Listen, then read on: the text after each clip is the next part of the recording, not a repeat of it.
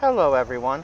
So today we're actually going to discuss something that is more so an eerie encounter, one I had at the bus stop. Now, I know that bus stops might not seem like a place for weird stuff to happen, but trust me, you ride the mass transit enough, you'll see some stuff. I actually worked security when I was with DK. I occasionally picked up spare shifts at the Blake Transit Center and the Ypsilanti Transit Center. And let me tell you, you will see some stuff go down there.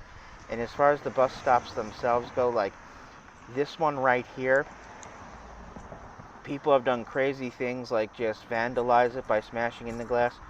Some person actually pulled out a gun and started using the glass for target practice, not caring that they were in a residential neighborhood. But before I proceed further, so how do I define an eerie place? And to me, it's kind of simple. If you don't believe in ghosts, we've all had that place we went that gave us the chills, sent shivers down our spine, the creeps, gave us the creeps. Yeah, I'm security. One of the big things is when I'm working a big facility and nobody else is there, you get that sensation it's quiet, a little too quiet. And there are other things, there's that route you maybe took because you didn't want to go past a certain graveyard, that house when you were a kid that you religiously avoided going in front of, or that shortcut home through a dark alley but you never had the guts to quite take it. That's an eerie space. So I was at the bus stop, this happened several years ago, and I was joined by a woman. I was waiting for the Route 4, and the woman started to strike up a conversation with me, and I thought, I'll play along. She's probably just trying to make sure I'm not a serial killer or anything. And this woman, this might sound like misogynist language, but she was sort of the stereotype of that perky blonde co-ed. But as our conversation proceeded, I started to feel a bit uneasy. Well, she was not asking me specific questions that, say, a friend or family member could ask. It was kind of becoming very clear to me that this woman knew stuff about me.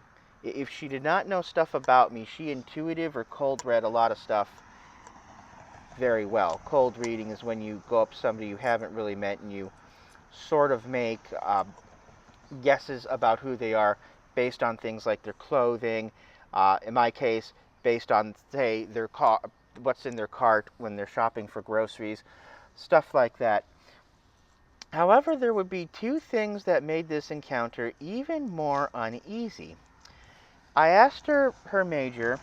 She gave me the name of her major. The conversation proceeded, but it's when the bus arrived that things got really strange.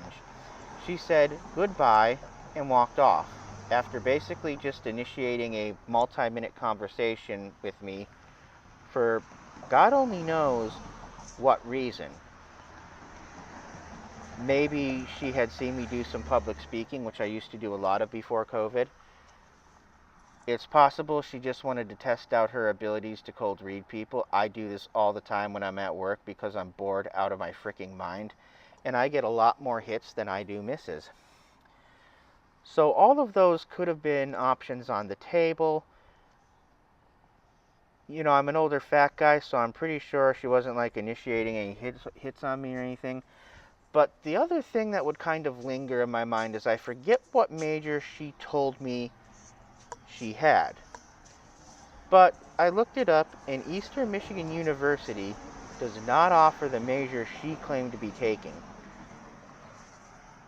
So, what the hell? I guess I want your theories on who was Bus Stop Girl, what was her intentions.